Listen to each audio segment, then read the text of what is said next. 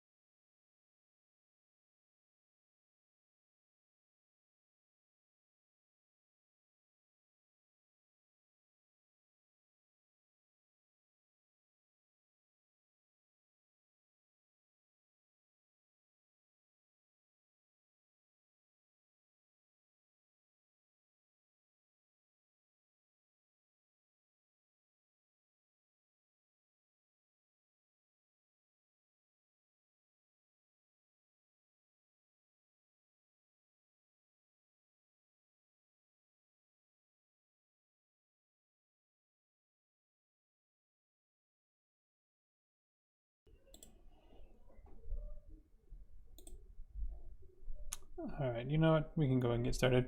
I was hoping the audio would come back and I could, do a cool fade in like I sometimes do, but Spotify started playing a few ads and it seemed like it was going to take too long. So I just thought I'd kick things off here on the stream. So good afternoon. Welcome to the section 2 stream for today, 250. Yeah, it's about 2:50 getting started. This will be the last week of classes, but I will probably stream one more time, at least this week on Wednesday. So we're not quite wrapping things up, but that's this week we'll wrap things up. I don't plan to do anything during finals week, which is next week, other than just be available for consultations and feedback and things like that. So if you're watching, it's always good to see people say hi. So hello, Jessica, Jprobes 12. Good to see you out there. I got a few the viewer count ticking up on the Twitch dashboard thingy that I look at as I'm talking here. So looks like a few more people are watching as well. So great. Don't forget to say hi in the Discord channel so I can know who's there and make sure I record that. I have been recording it, so sometimes I forget. But hi, Devin. Good to see you. So today I have a number of things I want to talk about. So I'm going to get started pretty soon. I did change a few things about my streaming setup. Hi, Jesse Bear. Welcome. So let me know if it sounds weird or anything, but I think it's okay. I haven't heard any issues with earlier streams. So hello, Arrow279. I've got, for example, the microphone here. Waffle King Jr., good to see you. Ew. I've set up some lighting differences. You can probably see it reflected in my glasses a little bit, but I put some Christmas lights around my monitor so it kind of lights up my face, kind of like a ring light, but not, as fancy, obviously, and a lot cheaper, right? I mean, this is a string of lights that cost me like $5, I think.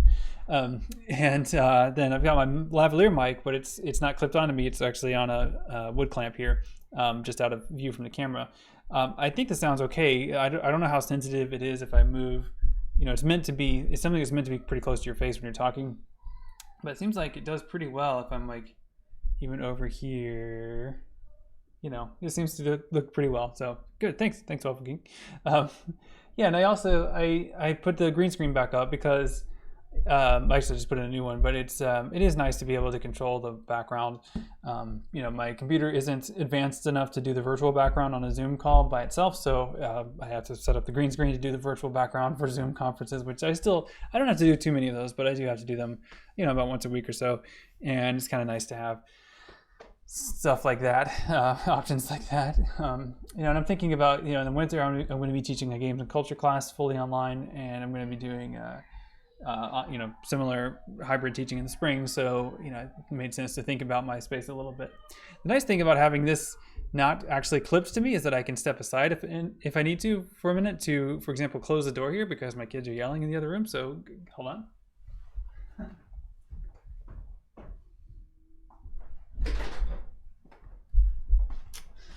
And I'm back. See, I didn't even have to unclip or anything. So I have done it a couple times where I was clipped in, I forgot I was, and I walked away and it like jerked out and didn't damage it, I think, but still, you don't want to take that chance. Okay, so here's the things I want to talk about today, and I don't have a slideshow or anything, so I'm just going to say them and then try to remember all the things that I wanted to talk about. One of them is the thing that you see here right now, which is the DGST Project Gallery info submission page. I want to talk about this in some detail, so I'll probably save it until second-ish. I also want to talk about submitting your big projects. Some of you sent me questions about that, and I can answer them, I guess. And then, what else did I want to talk about? Well, I guess your final self-evaluation, I can talk about that too if you have any questions. But that one, I might have more to say about that on Wednesday. So anyway, your big project is something that hopefully is done. Many of you have turned it in, so great. Some of you might still be working on it, and that's okay. And I think all of you who have turned it in, you might still continue to iterate your project a little bit. I think that's the nature of digital projects, is that they're never quite done. They're kind of permanently in some kind of beta mode or beta version. So it's something that after you've submitted it, I'll give you some feedback. You may want to go back and tweak it, or you might, and please do share it in your Discord channel and your squad channel with your peers to get some feedback from them. Based on that feedback, you might say, I need to tweak that or change it in some way. That's part of the process. That's totally fine. All that said, you should be getting to the point where it's shareable by today, and that's what the submission in Canvas is meant to, remind you about and emphasize for you. So let's take a look at that and make sure that you understand kind of what I need for this. So this is the big project. This is the thing that you proposed a while ago, that you've been giving me progress reports about, and that you've been communicating with your peers about. So this is something that you're familiar with by now, hopefully, and that you've got to the point where you can actually, share it. So it looks like, let's see, I need to refresh this page. Probably have had more since then. Yeah, 29 submissions, so that's pretty good. That means a few of you still are working on it, but that's okay. You do have some time, and I am pretty flexible about these things, but you need to bear in mind, of course, that there's not much room left for me to flex. So we're pretty much near the end of the semester here, so very much needs to be wrapped up soon. Even if it's not done or not complete to your satisfaction, you might want to go ahead and submit it anyway, just to get it in, to make sure that that's not, I don't care if it's late per se, but as far as what kind of Canvas says the due date is, but I want you to finish this. So, now would be a great way now would be a great day to turn something in, because we just really have next week, and then that's it. Right, we have this week of class, and then next week is finals week, and that's it. So, not much time left. Okay, so as far as what you turn in here, a couple of you had questions about it. It really doesn't, I already have seen most of your projects in some form, or I have an idea about where they're going to be, like if it's an Instagram profile, and I follow most of the projects that are Instagram profiles or podcasts, I think, by now. So most of these I have seen, and you've shared them in your squad channels and Discord, so I've seen different iterations of it. So this big project submission page on Canvas is kind of a formality, but it's also a chance for you to say which is the best version, or which is the right one, or which is the one that you want people to see. And that's what you can submit here for the big project. If it has a URL at all, so if it's anything like on a subdomain, that's probably the thing to submit. If that's it, right? So if it's an Instagram profile, obviously you can submit to an Instagram profile, the URL that has URLs to submit to that. Podcast, right? If it has a page on Anchor, you can do that, or Spotify, or however you're sharing your podcast. So think of this since these are meant to be public projects, whatever the public access point is for your project, that's probably the thing to share here. In some cases, you might have something to upload instead of link to, and so that should be enabled on this submission page. Let's see. Yeah, that is enabled here if you need to do it that way. But hopefully it's something you can link to, and that would be great. Okay, so if you have any questions, let me know. Otherwise, I'm going to move on. The other thing I wanted to talk about is related. It's related, but it's different. So, sorry, I've got too many tabs here. That's not what I wanted. This is what I wanted. Okay, so let me move this over here. Let me close those. My kids are apparently running around directly above my head, so I'm hearing a lot of thumps. You're probably picking them up on the mic too, but they're fine. They're just playing. So that's what's happening, in case you hear that sound. I think they're fine.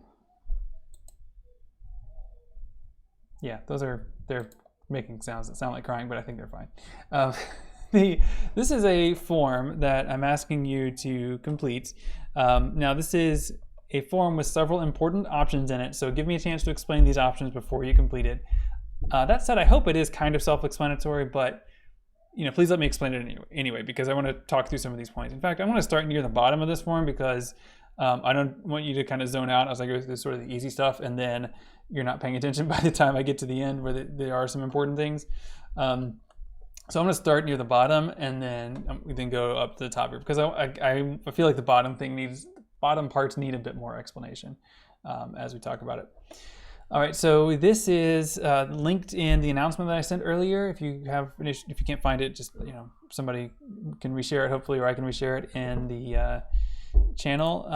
Hey, a few more people just said hi. Hello, Emily, Village Lotto, Megan, and Hum. Good to see you all.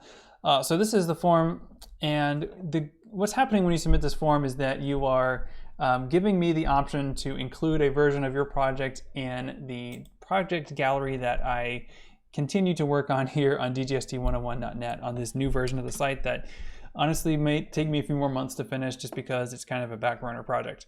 But the parts of it that work, I think many of you have benefited from already this semester. And so this submission that the Google form that I sent you is an opportunity for you to contribute your work so that it can be a benefit and an inspiration to students who take this class in the future. For example, we're going to have a number of students taking it in the spring. I'm going to be teaching this class again in the spring, and so I will direct those students to this project gallery, which will by then hopefully include several of your projects. And as you look through it, I've got it set up so that they sort randomly, so you see a different group on the at the top every time you look at it. I don't know how I feel about that, honestly. I might change the organization here a bit. But what you can see are different ideas that people have had, different things that people have done for their projects.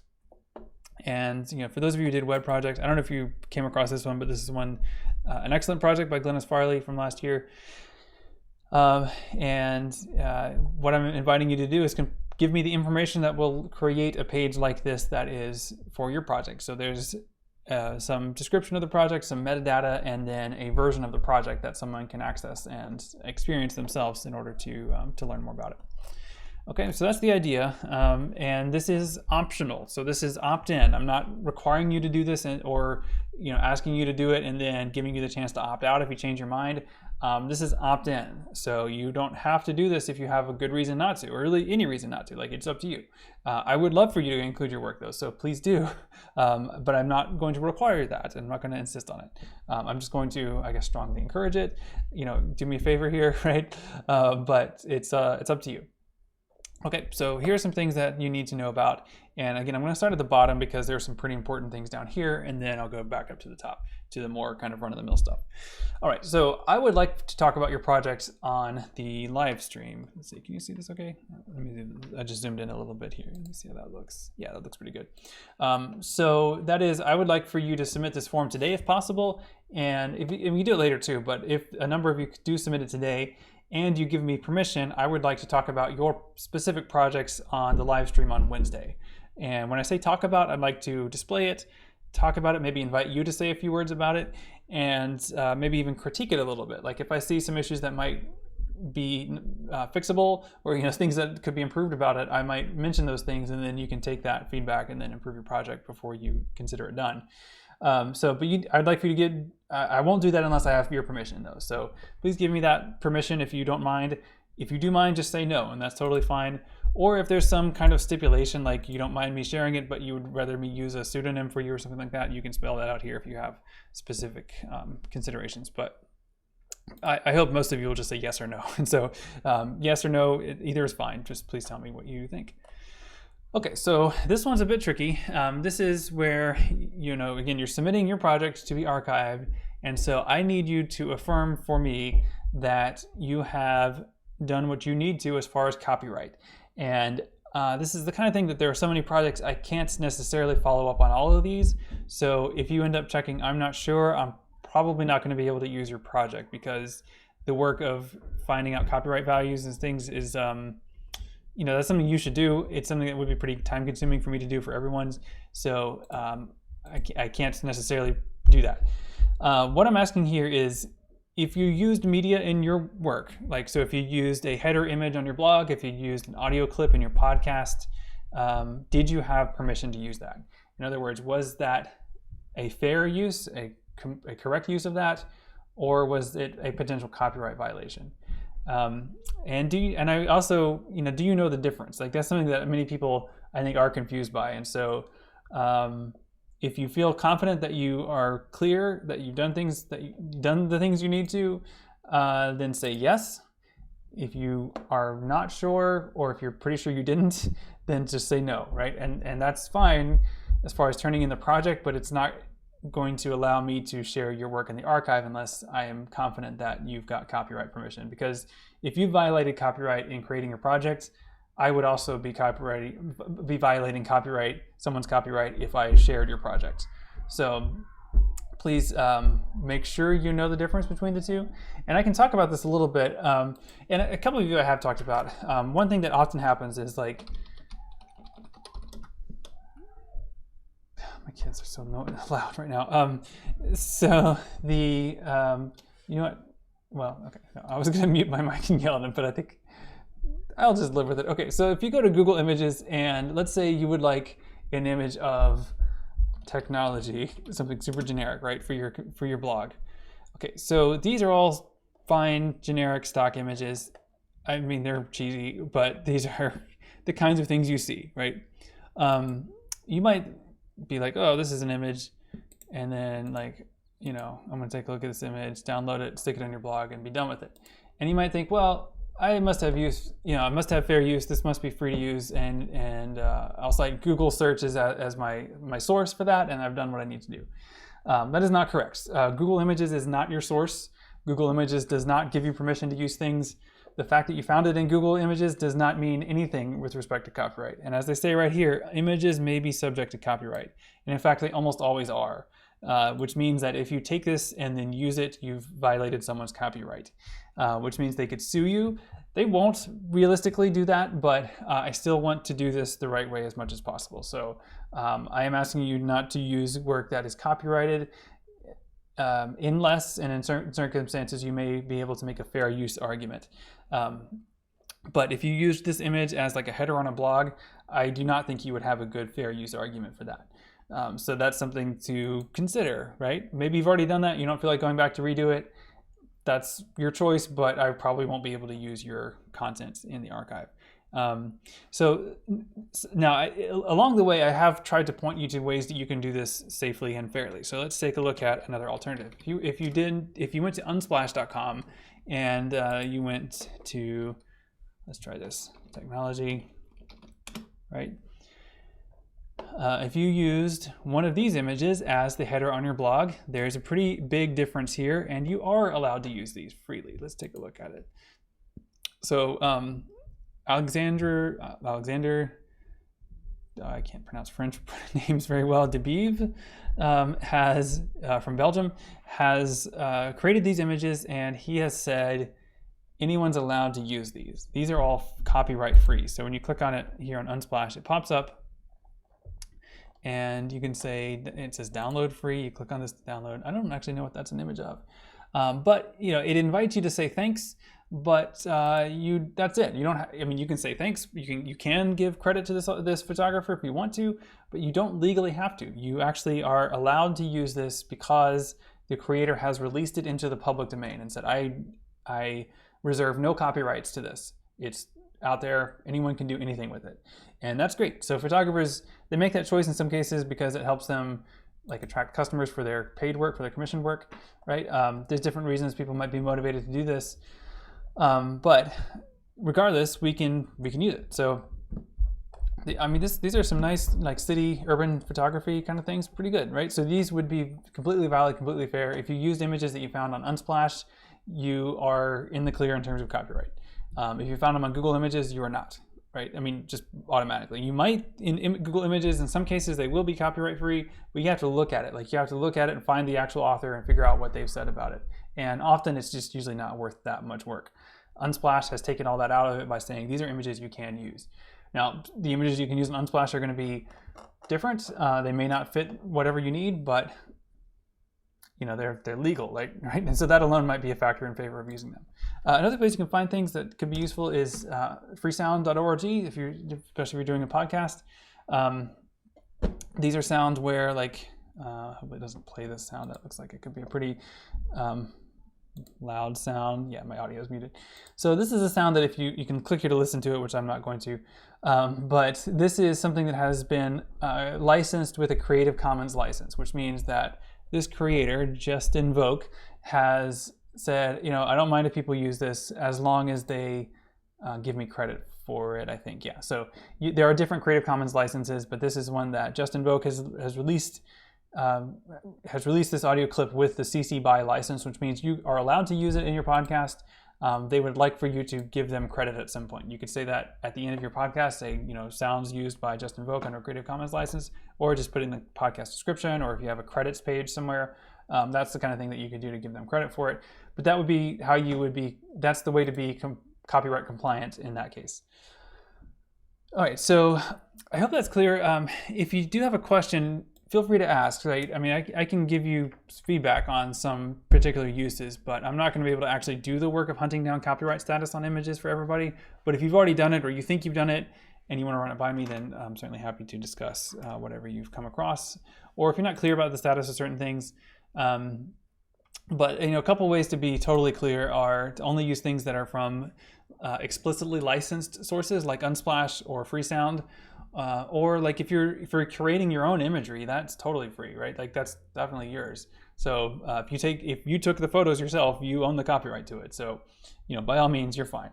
If you have any questions there. All right, cool. So Megan had a question just now. I wasn't really sure where to put citations for my statistics in my toying game. Like I said, I could look at how you formatted it, but I could imagine putting it in like a single sort of credits passage at the end of the experience, like whenever you're done, but like here's some statistics, like here's the sources for all the stats I found. You might, depending on the story format, it might make sense to you do, I know some story formats have like an about page area, like in the sidebar. I'm not sure which side, but that might be an option. I think, or if it's something like, I don't know how much information you have, but if it's a lot, you can definitely do it as a separate page. But if it's just one line, you might just be able to make it like a really small font at the bottom somehow, something like that. But you definitely should cite your statistics, right? I mean, those are unless you did the research yourself, you should definitely acknowledge whoever did that research, and that's the normal work of scholarship. Like you just cite people as they produce it. But I think I can imagine a number of different scenarios, but I'll take a look at your game and see if there's an obvious way to do it that I'm not thinking of. But I mean, I can imagine several possible scenarios, but I'm not sure what the best one is. So anyway, make sure you have permission. Make sure fair use is a little tricky. Fair use is an argument and not a legal. I mean, it's a legal defense, but it's not a ironclad, bright line kind of defense where this is fair use, this is not fair use, right? That's something that's hard to determine sometimes. And I'd be happy to advise about particular uses. I don't have time to go into fair use right now, and I'm not an expert on it. So, but I can give you advice based on my experience of it and my interpretation of it. But that's sort of a case-by-case thing, and that's the nature of fair use. So if you think you have a fair use argument for using something that is copyrighted, then I guess check with me. Okay, consent. This is similar to the consent for streaming, but basically, do you consent to me including this on dgsd101.net, like archiving and doing a version of it like you saw for capturing Sequoback? Like, do you consent to having your project appear the same way as Glynis Farley's page appears right here? And that's either yes or no. I don't know why I have it set up where you can check both, but obviously, make that one or the other, right? I don't think it should be both. That doesn't make sense. Okay, so as you share your work, you are the owner of the copyright of your own work, and therefore you have an opportunity to choose a license for your work. And that is something that you'll see on all these project pages. So let's see. So Glynis has decided to share her work in the public domain. That's perfectly fine. Let's see.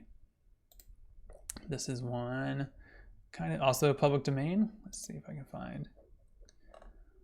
This is another one. Let's see. Also public domain. You will find many people have chosen to make their work public domain, which is great. let's see this one. Okay, so this one's different. So this is attribution or CC BY, and that's the same license that you saw on Just Invoke.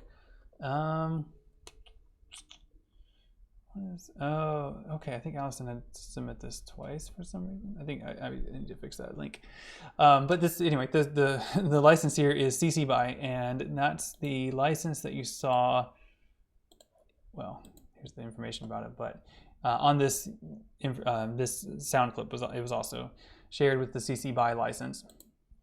So that's one of your options here. I think most people will choose CC BY or public domain or all rights reserved, and that's fine, but Creative Commons does give you lots of options with some nuance among these options, and I don't want to get too bogged down in it, but basically Creative Commons is great because it starts with copyright, all rights reserved is kind of the fundamental assumption, but then it builds flexibility on top of that. And these are legal contracts essentially that you are opting into whenever you license your work this way. And what this does is it gives you an option between these two extremes. So all rights reserved means if I create something and I copyright it all rights reserved Zach Wayland, that means I reserve all the rights to it. That means no one else has a right to print it, copy it, distribute it, make money from it. I reserve all of those rights. Public domain means I reserve none of those rights, and that means that you can take my work and print it and sell it and make copies of it and make fun of it and do whatever you want with it, and I have no say anymore. Once I've released it into public domain, I'm done. Right? You can't take it back with public domain. So those are both. There are good reasons to choose both of those in different situations. I've done both. But I think CC BY is nice too because CC BY lets you have a little bit of access to it. So I do release most of my work, my creative work, or even my like scholarly stuff when I can, when I'm allowed to by the publisher. I release it with CC BY because I want people to share my work. I want it to get out there. So taking away my copyright interest helps that go further. But attaching the CC BY means that I still get credit, and so whenever someone has a question about it or if they want to see more things like it, they can find me and they understand that I was the source of that. And it's nice to get credit. So that's why I do often go with CC BY. These other options here, so share alike means that every derivative work based on it also has to have the same license. And I kind of don't like doing that because I don't want to prescribe what people can and cannot do. I want people to feel free to use things and not worry about whether their use conforms to my expectations for it. I don't want to worry about it. Like, I don't want them to ask, basically. No derivs means you're welcome to share my work, but don't make any derivative works. Like, don't make any like remixes of it. Which again, I don't care how people use my work. If it's out there, I want it to be out there. So I don't care, but maybe you care, and that's fine. And then non-commercial means and sometimes I do my work this way. If I put it out there, I want people to see it. I want them to share it, but I don't want someone else making money off of this. Like, I don't mind not making money myself, but it kind of sucks sometimes when someone else makes money off of my work. So sometimes I will say for my work that it's NC, like it's CC BY NC. I've had a couple of cases where that's been an issue, but not often. But there it is. So these are the choices, and you can read more about them on creativecommons.org. You can also on creativecommons.org find, I'm trying to get there, come on. You can also find other work. So you can go to use and remix, and then this shows you different ways you can search the commons. So search for work that has been licensed with Creative Commons licenses, and then you can find images or audio. This search thing doesn't work as well as it used to, I found, but it's something. It's better than nothing. Okay, great. So those are kind of the legal contexts for your submission and kind of the wonkier parts of this form. So I'm going to start back at the top to get the metadata part of it. But if you have any questions about that legal context, let me know. I'd be happy to try to clarify on the stream if I can. So let's start at the top. Now this is again going into archive.dgst101.net or whatever the URL ends up being. And so these are most of this information in the top part of the form is meant to be like part of that, like what are people actually going to see? So what is your preferred name? And this is going to be whatever you type here is going to be whatever is going to be what shows up here. So if you have a screen name you prefer to go by, if you have a nickname or whatever, like just whatever you want to be known as, make sure you put it there. Okay. That one's pretty easy. I don't think anyone did any group projects, so I don't think this will make sense for anybody. So just leave that one blank, move on to the next one. If I'm misremembering, then I obviously put your collaborator there. And in that case, both of you or all of you, if there's more than two, would need to fill out the same form and put each other as collaborators. But again, I don't think that's the issue here for anyone. I put in here your graduation year. So if you're graduating this semester, put 2020. If you're graduating this spring, just 2021. Or in the future, if you're just whatever you expect. Basically, if it's sometime in the future, 2 or 3 years out, who knows? You can just, what is your best guess as far as your graduation year? Okay, what class did you complete this for? This is 395. Although if you did a project for DGST 101 that you still, we can do both, right? So if you want to talk about if you would like to do this form for a DGST 101 project, I think I shared this form at the end of the spring semester. But I don't remember. So if I did and you filled it out, great. But you can certainly do this for that class or for some other class even. Like if there's some other class that you've done a digital project for, just click the other box and fill that in, and we can include it as well. Keep in mind the goal here is to share this with future students, particularly DGST 395 students. So think about the kinds of things that helped you in terms of figuring out your project and the kinds of things that you've seen here. So even if you did something for like a comm class, if it's a digital project, why not? This is a digital projects gallery, not necessarily a DGST 395 projects gallery. And one of the things I'm trying to add in here is a way to filter by class, but so far it's overwhelmingly DGST 395 projects. Okay, so that's pretty clear, I guess.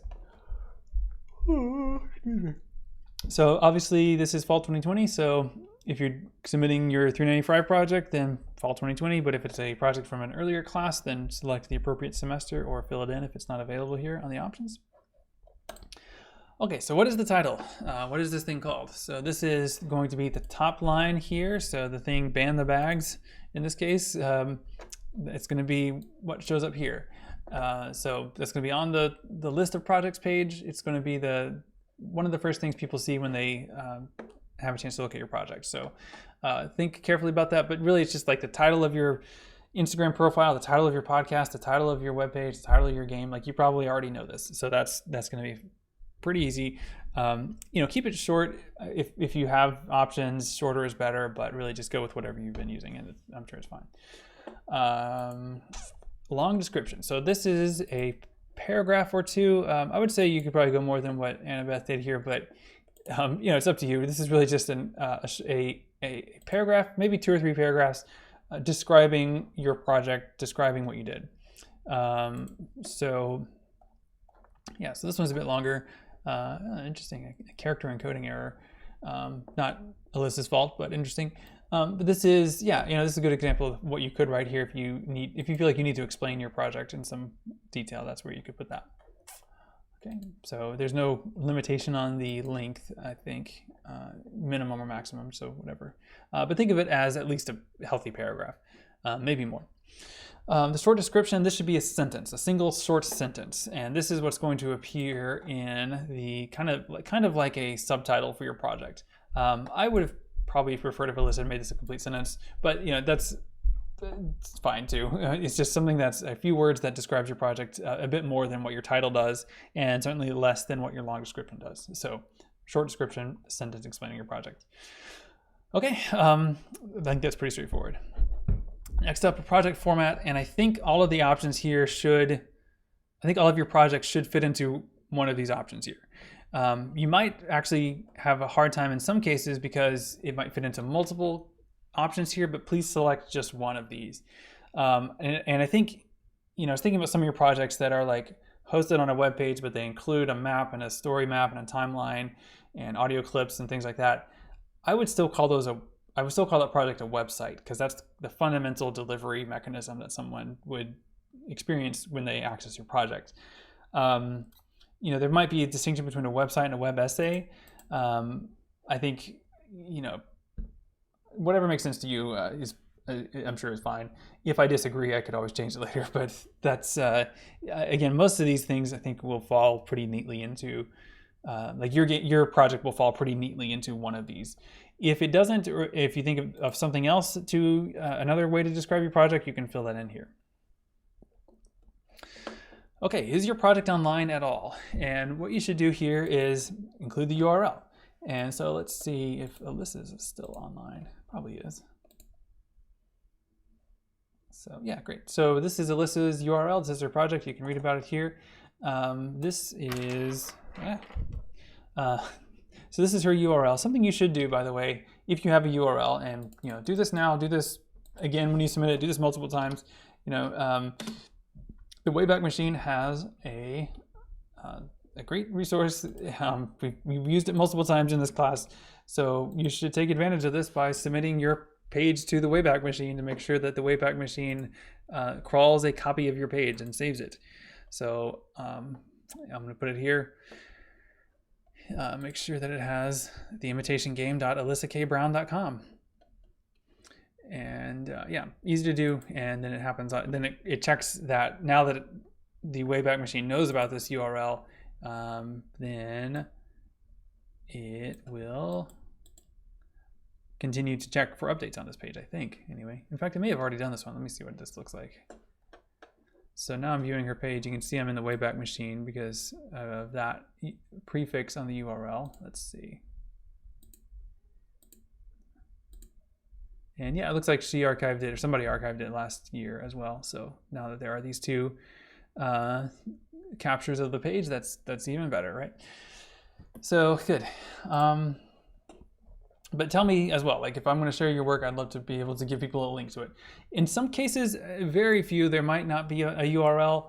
I mean, these are projects that are meant to be public, so hopefully you have a public URL, but maybe in some cases there's like an executable file for a game and you haven't actually hosted it online yet, or you don't want to for some reason. In that case, you can do it that way. I mean, you can just skip this field if that's the case. And if that is the case, then maybe use this field instead. This is where is your project media. If you have a media file for your project, then you can add that here if it's less than 100 megabytes. This goes into my Google Drive storage, and I have an upgraded storage thing, but I don't want to fill it up with your projects. So if it's under 100 megabytes and you don't mind sharing it, then please do like a Twine game, right? That published HTML file that you get when you're done with your Twine game, you could upload that here. So yeah, please do. That would be great. It gives me even a better chance of sharing your work with people in the future if I have a copy of it, because you might lose your copy or your computer might mess up. But if I have a copy in my Google storage, then that's a good backup, if nothing else. Okay, a couple more things here. A thumbnail. So this is going to be an image that appears, here it is, that appears on this page. So you can see these square images. This should be an image that you create. It could be something you already have, like if you have a profile for your Instagram page or for your podcast, if it's a square image, that's fine. And it really does need to be literally a square, like the top and the sides are the same number, right? And I say that because, as I feel like this is pretty clear, is create a square image, width equals height. It doesn't matter what that is, I can scale it, but it needs to be a square or else the scaling is going to look weird. But I got a lot of rectangles last year, so asymmetrical, like quadrilateral. I don't know. The point is, you know what a square is. Please make it a square. If you don't know how to make a square logo or something, Canva.com is a decent place to do that. It's free. There's others too, I guess, but this has a couple of logo templates. You're welcome to use something like this. Again, just make sure any images that you use are you have permission to use them, and make sure that it gives some sense of your project, so that as people scroll past it in the gallery, they'll be like, oh, that looks interesting, and then they'll click on it, and then they'll learn about your project. So think about it that way. Some of these are pretty striking and interesting. Some of these I think are just kind of confusing. So think about it in that sense, and that should do well for you. Okay. Okay, then almost done. Take a screenshot of your project, and if this is a web page, that's pretty easy. Just kind of point your web browser and take a screenshot. However, as you know from browsing web pages, sometimes the screenshot doesn't capture everything. So like this, if I took a screenshot of just this part of Alyssa's web page, that's okay, but it would be better to get the rest of this page. even though there's actually not much on our homepage. Let's say maybe one of her longer pages. Yeah, so this is a long page with several bits of content on it. If I wanted a screenshot of this page, I would have to kind of scroll down to get it all. Another trick that Aaron mentioned in the last hour is you can zoom way out on the page and then take a screenshot of that so you can get kind of a better picture of the shape of the total page. There are also web pages like web services that let you take a scrolled screenshot of a web page.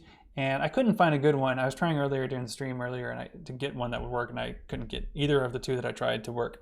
So I know they're out there. So if you find a good one, let me know and share it in Discord so we can all benefit from that. Okay, so keywords finally. This is just a comma separated list, and the idea with this is that, and I don't have this part of the site built out yet, but the idea is that if you click on mental health, like this is Kira's keywords, you click on that, you would see other projects related to mental health, and that one actually works, so that's great. Let's see what else. I think they work from here. Let me see if I go like that. Yeah, great. So I've got 2 podcasts here. I think there were more podcasts in here, so they might not be tagged correctly.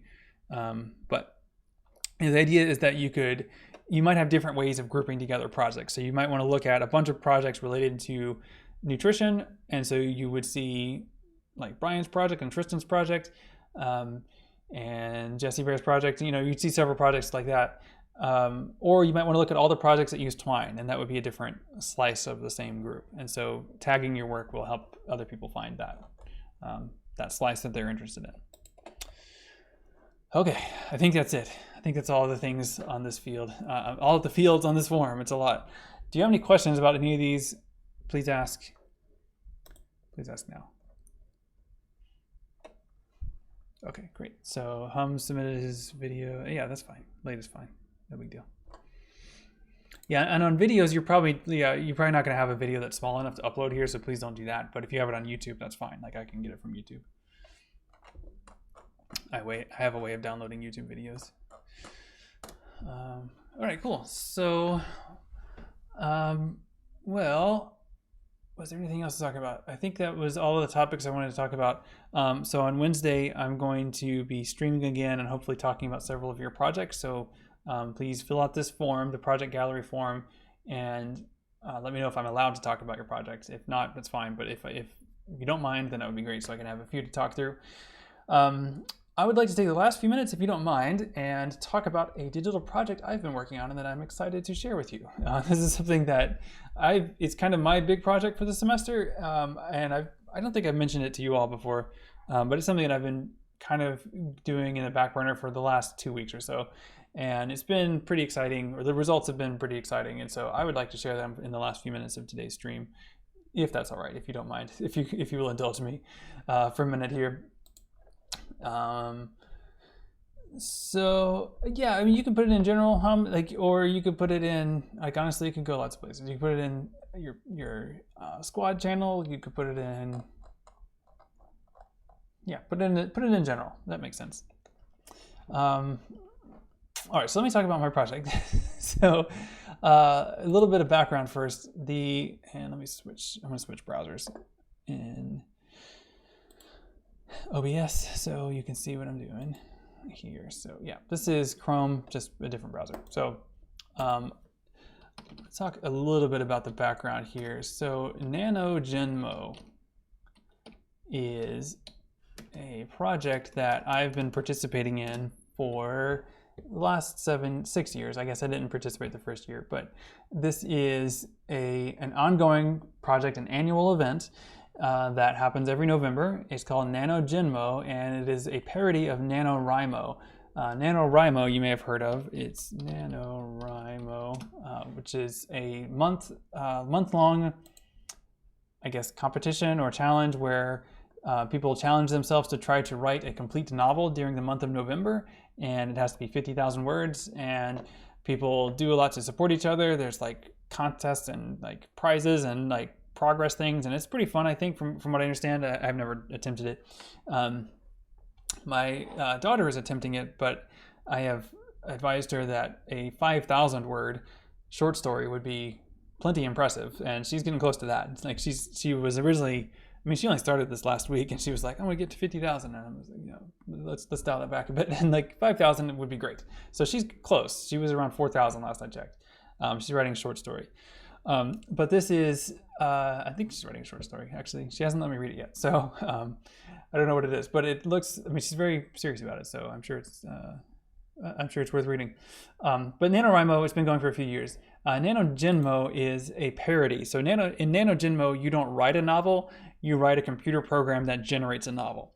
And what's great about this is that this is a project with a very, very low bar of entry. So you could write computer code in 1 or 2 lines of code that would generate 50,000 words in a couple seconds, and you would be done. Like, it would take you a couple seconds to write it, and then it would take it less than a second to complete it, and you could consider yourself done. And you could submit that to Nanowrimo and be successful, and you would get you would get marked as successful. So what they do is, this is hosted in GitHub, and GitHub usually, the way GitHub usually works is people post software, like their source code, in a GitHub repository like this. This is a GitHub repository that I'm looking at, and then people post their problems with the software or their suggestions for improvements in what are called issues on that software. But the way GitHub works, it's built around the idea of iterative software development, open source software development. This project and this community does this a little differently. So in this case, people post as issues their projects. So they post their Nanowrimo projects on the main Nanowrimo GitHub by contributing an issue. And so that's what you see here. And all these that are marked completed are people that have completed their projects within, like, and today is the last day for this year. So you see a lot of people posting these today. Some cases, there are people that they post early in the month and then they post their progress throughout the month. Some people just post it on the day that it's due. Some people, many years I've done it, I've been late as I've submitted, but it's not really a big deal. It doesn't matter, right? Who cares? But I am going to try really hard to get mine done tonight. And you can see a preview of it here actually on my issue. My idea is to generate comics, and I've done stuff with comics before for Nanowrimo, but I'm trying artificial intelligence to generate comics now. And you might remember thispersondoesnotexist.com, which is a website that shows you images generated from a neural network called StyleGAN2. And the StyleGAN2 has been trained to generate realistic images of faces by training. So it's been trained on about 50,000 images of real people, and then it practices generating its own images that look like the same images in that training set until it gets good enough, and then you can share the result and you can see it. So this person does not exist. Just kind of, it's meant to illustrate how compelling and how creepily compelling artificially generated images can be. So I thought it would be interesting to try this with a different kind of imagery. And so what I did is I took StyleGAN2, and the way that this works is it's a neural network, so it's basically a brain, and you can take a snapshot of a brain and then start with that and then train that snapshot to make it smarter. So I took the snapshot that is used here, so that the snapshot that makes these faces, and then I started training that snapshot to say, instead of making faces, I want you to make comic book panels. And what I did is I took comic panels from horror comics. These are EC comics, like Tales from the Crypt and Vault of Horror. And I said, these are comic panels. I wrote some code that extracted all these, and you can see what's nice about these is that they're mostly rectangular panels, which is not how modern comics are done. These are 1950s comics. So they're fairly conventional, not very experimental in their layout. In some cases they are pretty interesting in layout, but mostly they're not. And that's good for me. So I take all these panels, and then I got about 5,000 images of comic panels from horror comics in the 1950s. I fed those to StyleGAN2, and I said, do what you can with that. And let's see. Let me see if I can show you an example. So this is actually not that. This is what you see here. These are panels. These are comic covers that it's tried to generate, and it did not do very well with these. Although this was the best it did. And what was the challenge here is that there are far fewer covers to work with. So if we're just talking about covers of EC horror comics from the early 1950s, there's only like 150 total. So that's not very much to train on, and the AI got really confused. That was the best it did, and it did that early on. As it went, it actually just got worse. So like it got okay for a little while, and then it got way, way worse. And this is its current state right now. And you can see like some of these are close, but this purple and blue stuff keeps kind of taking over. Basically, it took a wrong path in its learning, and it keeps building on that mistake, and because it doesn't have enough data to do otherwise. And so it's just hopelessly lost basically at this point. So I don't have a lot of hope that that's going to return to anything usable. However, I have had a lot more success with the comic panel generator. And let's see, I want to take a look at the current state. I do have that training right now in this tab, and this current run has been going for 5 hours, but that's all told. This one has been going for, I think, close to 100, maybe 120 hours by now. That's 120 hours of computing time on a GPU, on a cloud GPU from Google Colab. So it's been cranking for a long time. And it's getting really good, actually. So these are the panels that it can generate right now. And they look pretty weird. I mean, they look weird. They probably look weird to you, but these look way better than they used to. Like, we're getting close to the right number of eyes. like that's how I have to indicate progress here. Like, this being over here on the left kind of has 3 eyes, maybe 4, but that's much better than like 16, which is what it used to be. This person actually sort of just has 1 eye, and maybe that's a mouth, right? I mean, but the idea that it's getting close to generating something that might be a face. So I could see a face here, right? Like an eye, and then a mouth. That's really impressive to me that it got this far, actually. Even though the things that it creates are pretty monstrous looking, that's kind of fitting for the topic anyway. It's just not very easy to read, I guess. So what I'm doing right now, so this is the current state of the brain, and what I'm doing is I'm having it strip out individual panels, and it's taking forever to strip out individual panels. I had it generate 8,000, and basically it's cropping those down to just the image of the panel itself, and then my next chunk of code here is going to rearrange those into pages. But I have to let it finish cropping them first, and it's been cropping those for 3.5 hours so far, which I wrote this cell, I didn't write this in a way that gives me any indication of its progress. Like, I didn't have it say, a percentage like every now and then. I should have done that clearly, but I'm just waiting for it to finish. And when I'm done, I'll have 8,000 panels to work with. But and I probably have close to that by now, but I want to let that finish all the way so that I don't have to rerun it or have any question about how many I have or I'm supposed to have. All right, so well, let me just show you this and then I'll explain what this is. So this is something I produced. Whoops, I don't think that's going to work if I full screen it. So what we're seeing here this is from an earlier snapshot of the AI that I'm training. And what it's doing is what's called a latent walk. And that means that, it's kind of hard to explain, but the way that the AI, as far as I understand, the way that the generator understands images is, well, by metaphor, we can think of space in 3 dimensions pretty conventionally, right? So there's like up, or there's like vertical, there's horizontal, and then there's, coming at you on the z-axis. So the generator understands images in terms of 512 dimensions. So not just those 3, but another 509 dimensions. And if we think of those as a kind of space, what it's trying to do as it refines its model is it's trying to figure out what region of that space contains the panels, like what region contains the panels that look like the target panels that I've given it to train toward.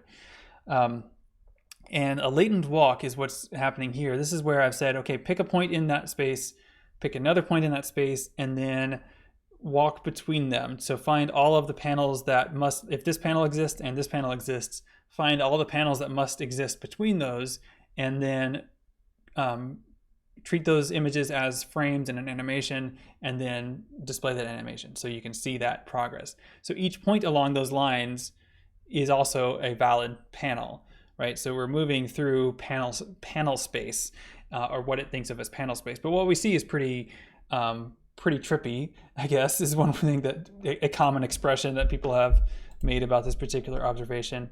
it's pretty intense, right? So it's something that looks kind of creepy and kind of nauseating, kind of horrifying. I just shared this on Twitter. I know a few people are interested in this kind of thing, but it got retweeted by a lot of people. Initially, I think Janelle Shane, who's an AI researcher who has a lot of followers, does really good and really funny work with AI. She retweeted it, and then from there, it got tweeted by a lot of pretty big deal people. I'm, kind of bragging here a bit, but I got retweeted by William Gibson and Neil Gaiman and Bruce Sterling. And I don't know if you know who these people are, but Neil Gaiman has like 3 million followers, so he retweeted that. That was pretty cool. So that's that was my little bit of internet fame over the weekend. Not much fame, but and also not. I have had a tweet that got tweeted more than this, but this is, I think, my second most popular tweet ever at 2.2 thousand likes. So pretty good. Pretty happy with that. And anyway, I'm pretty happy with the artifact. Like this video, I find it really interesting to look at.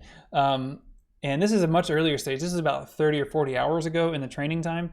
So I think it would be interesting to look at, like, to do another generate a latent walk again and compare the two and see kind of how much better it is.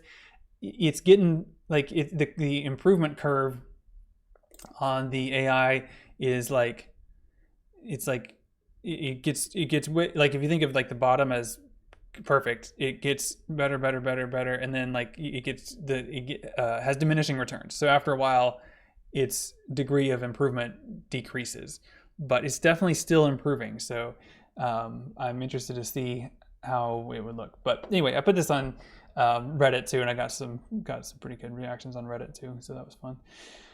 But yeah, this is a project, and this is the side product though. So like the novel is the real project, or the graphic novel, the comic book.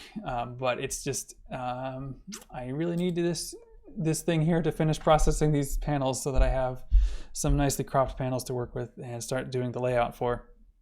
And the layout, I think, is fine. I think I figured it out. I have all this code here that I was trying it out with a smaller set. The challenge was like getting them, since the panels that it produces are irregularly shaped. My challenge was and still is, because I don't know if it works yet, figuring out how to get like make that so that when you put 3 panels next to each other, they add up to the right width together, and then when you get 3 rows together, they add up to the right height, so that it fits in that shape. Because the one thing that is really consistent, if you look at these the EC Comics pages, is that each page has a really defined rectangle for it. Like the imagery always appears together as a nice block, and so I can replicate that. I think it just is going to take some trial and error. Some things I won't be able to do is like this panel. I did not include this kind of panel in my data set just because they're really irregular and inconsistent. But that is, I mean, it's really typical for an EC horror comic where you have one of the storytellers like leering in from the corner, explaining what the story is about to be about, and they also end each story with this kind of moralizing statement. Or whatever, like it's full of terrible puns. And let's see.